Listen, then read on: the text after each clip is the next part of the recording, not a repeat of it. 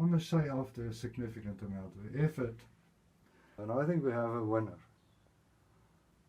Very good looking sine wave, and we're running it at, I hope you can read that, 440 hertz at the moment, and we're delivering 13.47 volts RMS, through RMS into 7.6 ohms.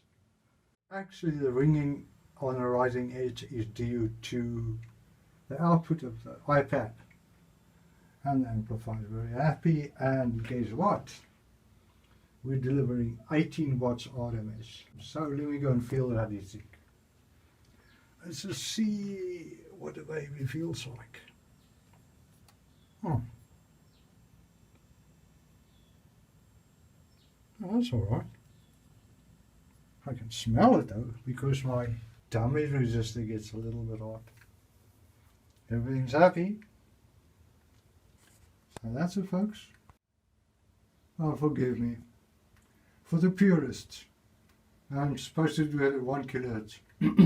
Well, I like 440 better. But 1 kilohertz, okay, so here we go. There's the scope on 1 kilohertz, and yeah, I'm a bit shaky. Let's see how it goes. Yeah, it's pretty symmetrical. I'm not going to adjust that much. And let's say that's just barely audible. What are we delivering in power? We are delivering 14.15 volt through RMS into 7.6 ohm. Smelly dummy load. Yeah, I wouldn't call that hot, but it's going to need some ventilation if you're going to run it on full power on both channels, for sure. I think we have a happy puppy. That wasn't trivial, I must admit. It took a while.